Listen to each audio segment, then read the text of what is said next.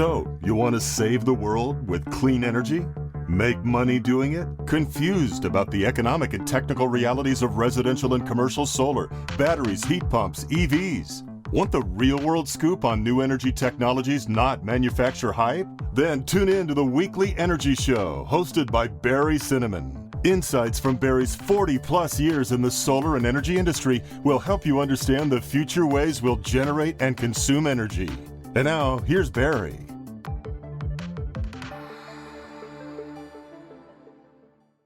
Welcome to this week's Energy Show. So I've got two questions for you. Are you worried about blackouts and public safety power shutoffs? And are you sick of continued and accelerating utility electric rates? If so, then you're one of the millions of people who are interested in a battery backup system that's going to go along with your rooftop solar. And now batteries are more affordable with the tax credit and financing opportunities. So the remaining question becomes, what battery system should I get? So every year, I've been doing an energy show entitled, What Solar Panels Should I Buy? Now, I stay away from specific manufacturer recommendations, and instead I try and focus on the benefits and features of the various solar panels that are on the market. So this week's show is all about what batteries should I buy with my solar system, or what battery and solar system should I get together? So we're going to talk about new solar and battery systems, and also battery upgrades for people who already have a solar system and now they just want to add a battery for blackout protection and to save even more on their electric rates, especially, and this is the issue, especially as electric rates here in California shift to where they're most expensive in the late afternoon and evening when there's no sun, and they're cheap during the day. So batteries really help with that. Now, we're going to focus on the benefits and features of the major battery system manufacturers. And also we're going to focus on mostly residential battery systems, since these systems are relatively standardized. Unfortunately, commercial and industrial battery systems are still kind of not standardized. They're mostly one-off customized commercial projects, and they're kind of tricky. You need to find a big developer that just specializes in that. Now, I'd say in the next year or two, there's going to be more standardized commercial battery systems, and then we can talk about those when they're on the market. So let's dive right in to the basics of battery systems that work with solar systems. Now, starting from the beginning first, there's two established battery technologies. There's lead acid batteries. This is an old technology. Heck, it's been around for probably 125 years. It works, and it's very reliable, but they're not a good match for solar. And the reason is their longevity isn't as long. They're really not able to discharge deeply. So it's not really good for situations where you want to charge the battery fully up during the day and completely discharge it at night. And as a result, these lead acid systems are mostly used now for off-grid homes, although I would say that the lithium-ion batteries are going to start going after that market too. But the most popular and what's on the market, and what the solar installers have and what's really reliable from big companies are lithium-ion battery systems. Now, these batteries themselves, the battery packs, it's the same thing that goes in EVs. It's a Tesla or a Mach-E or a Chevy Volt or Bolt. The cells are the same, but when they're combined into a system, it's an excellent match to use for a home or business that wants to have the benefits of backup power and also cycle the battery fully every day. And we're going to focus, therefore, on lithium-ion batteries. No other technology. We're just talking about lithium-ion batteries. That's the market leader right now. 10 years from now, who knows? But right now, it looks like lithium-ion batteries are winning. It's kind of similar to the way silicon cells have really managed to win the race of the most popular type of solar panel. I think there's a good chance that lithium-ion batteries, the various sub-chemistries there, but those lithium-ion batteries, that's what's going to dominate for homes and businesses. All right. So the second thing that's really important to understand, it's not just the batteries. The batteries are just part of a system. So you got the cells, but in addition to the battery cells, there's a battery management system that charges, discharges, measures the temperature, measures the safety characteristics. You've got an enclosure. It's a big metal box, really sometimes very beefy metal box, in which the batteries and the battery management are packaged. It's got to be integrated with a solar inverter, and it's kind of an afterthought for many people, but one of the hardest things to do is the communications and the monitoring for this battery system that works with solar and synchronizes with the utility grid and behaves when you want it, where you want it. Okay, the challenge is, unlike solar panels, which can be mixed and matched with different inverters. A dozen different solar panels on the market, and all those solar panels are going to work with popular inverters, and it's been like that for 20-something years. But unlike solar panels, batteries are all designed to work with certain inverter systems. Now, it's kind of like cars. When you get an electric vehicle, you don't get to pick the battery that goes into that car. The car manufacturers source the batteries in huge volumes from one of the major battery manufacturers. I mean, just kind of off the top of my head, the major battery manufacturers include LG, ESS, used to be LG Chem, Panasonic, Tesla, Samsung, BYD, a bunch of others. They're not household names because these are OEM, original equipment manufacturer companies, and they just sell humongous quantities of batteries to the automotive manufacturers. But the ones I mentioned are the ones that come to mind. Those are the most popular. Now, that's the batteries, but the most popular residential inverters are from different companies generally. SolarEdge is the market leader. Enphase is close to them. And to a lesser degree, companies that are selling battery systems include Tesla and Generac. Most of the older established inverter companies, like SMA, like Fronius, they make really good inverters, really good solar inverters, but they haven't yet managed to make a good transition into batteries. And there's reasons for that, but kind of beyond the scope of this energy show. So here are the criteria that you should consider when selecting and sizing a battery system. There's the battery module capacity in kilowatt hours, a measure of energy. The battery power output in kilowatts, it's a measure of power. The system efficiency, the existing solar system compatibility, the price of the system, not just the battery, the system, and the battery warranty. Okay, so let's dive into those criteria. Battery capacity. As I mentioned, it's measured in kilowatt hours, which is a unit of energy. And basically, this kilowatt hour energy capacity tells you how long your battery is going to last in a blackout at night. Keep in mind that the battery recharges every morning from rooftop solar. So, in order to figure out how long the battery is going to last during the day, you got to take into account that there's energy in the battery, plus you're getting the battery recharge from solar, but at night, completely dependent on the battery. So just run some numbers here. So for example, if your house uses an average of 1,000 watts per hour, a 10 kilowatt hour battery would keep you going for 10 hours. 1,000 watts, 1 kilowatt, 10 hours, 10 kilowatt hours. Now, multiple batteries can usually be combined so you have more energy reserves. So now let's talk about those manufacturers that I mentioned earlier. LG batteries that work with SolarEdge inverters, that's probably the most popular option, in addition to Tesla. But LG batteries work with SolarEdge inverters, typically have a capacity of either 10 kilowatt hours or 16 kilowatt hours. Right now, they have two models on the market. Now, SolarEdge has announced a new battery. It's coming out, looks like it's coming out towards the end of 2021. It's got a capacity of 10 kilowatt hour, not on the market yet, so I don't have a lot of details. The Tesla Powerwalls have been around for 3 or 4 years. They're pretty good. They have a capacity of 13.5 kilowatt hours.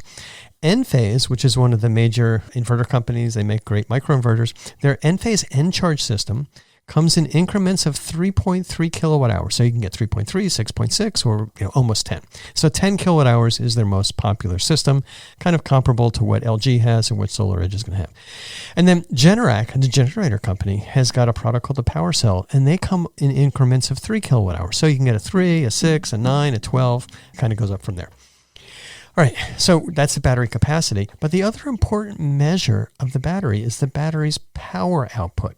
That's measured in continuous watts of power. It's watts. Hey, just give you a quick example and analogy here. The power output of a battery is kind of like the horsepower of a car. The battery capacity, the amount of energy, is kind of like the size of the gas tank. All right? So back to battery power output. The power output basically tells you how many things, how many lights and appliances you can power all at once. Now, little things like lights, TV, internet, even a refrigerator, they don't use a lot of power. I mean, when I look at my house, I'm using maybe on the average 400 watts. Sometimes it's maybe 300, 200.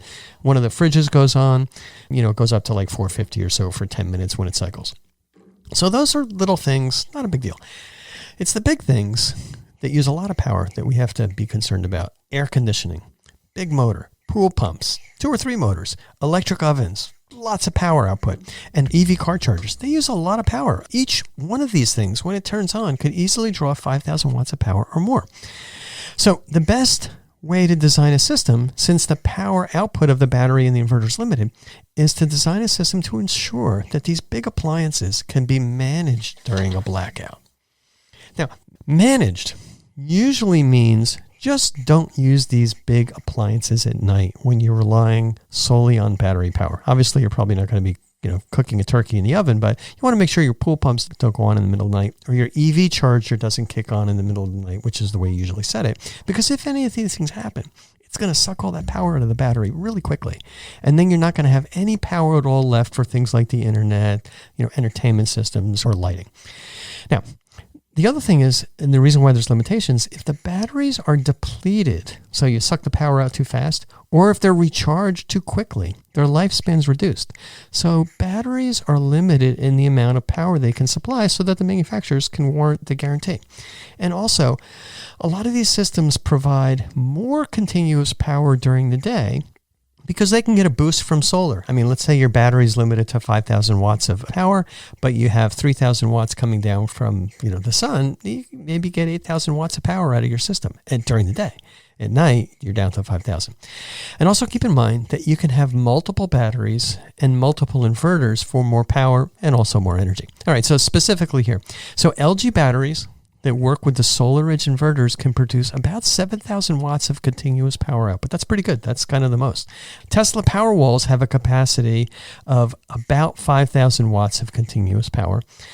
The 10 kilowatt hour Enphase Encharge system has a continuous power output of about 3,800 watts. And the Generac power cell systems, because they're modular, they have a continuous power output ranging from about 3,400 watts to 6,700 watts. Now, next criteria, system efficiency. It's kind of complicated, but I'll step you through it. So when solar energy from DC solar panels, all solar panels are DC, it's kind of redundant, but when that solar energy is stored in a battery, and this battery energy is then sent to an inverter, which converts it from the DC from the panels or DC to the battery, there's about a 5% efficiency loss. So you go from DC to AC, lose 5%.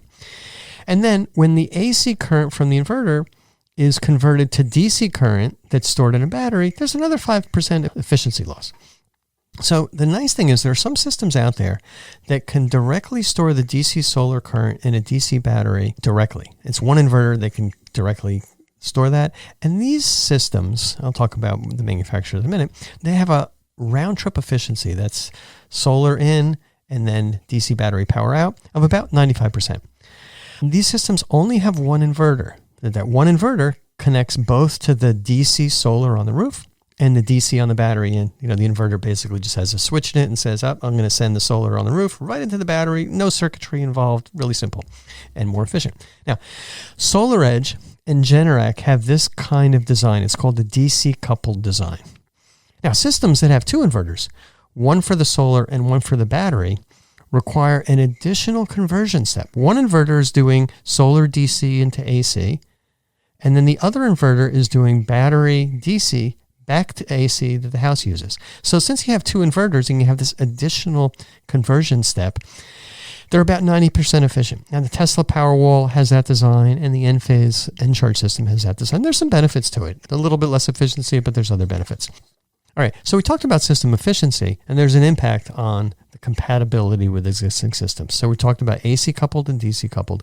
AC coupled systems, like Tesla and the Encharge, are more compatible with existing solar systems. So if you don't want to make any changes at all, you have an Enphase system, you have an old SMA system, you have an old SunPower system, AC coupled is a good choice.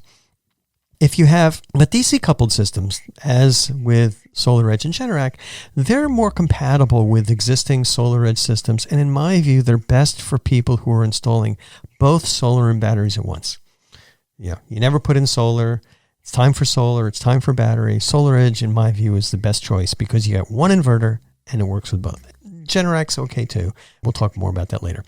If you have a really old system, it's actually, in some cases, straightforward to modify that existing old system to put optimizers from SolarEdge on the panels so it'll work with an existing SolarEdge or Generac system. I kind of like that choice too. So we do that a lot for customers.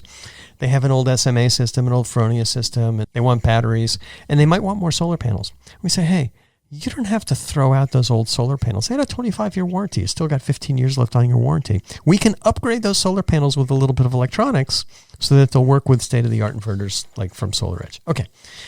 So we talked about compatibility, big issue for people that were early adopters with solar.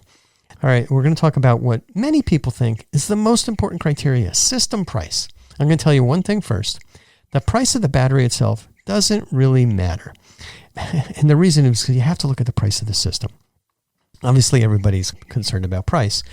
But from what I've seen in online sources, you're kind of like out there, all right, what can I get? There's companies that advertise cheap systems. Tesla usually offers the cheapest solar and battery system prices, but then you kind of dig into it and you find out, oh, there's a tremendous shortage of power walls. Tesla won't sell you just a power wall. They only will sell you a complete system. And if you talk to other solar dealers, the supply of power walls is so short, they're hard to get them until like the end of next year or even 2023.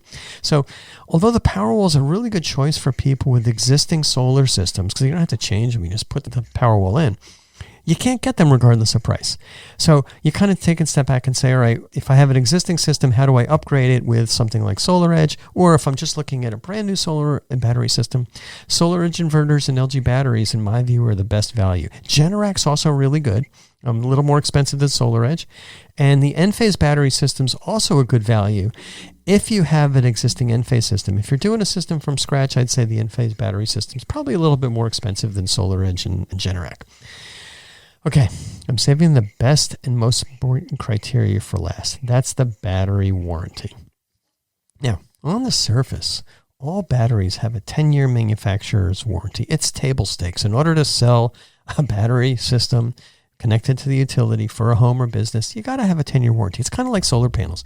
You have to have a 25-year warranty. Otherwise, people are going to say, oh, yeah, it's only a 15-year warranty. The heck with you. Same thing with batteries. So people put really long warranties on these batteries.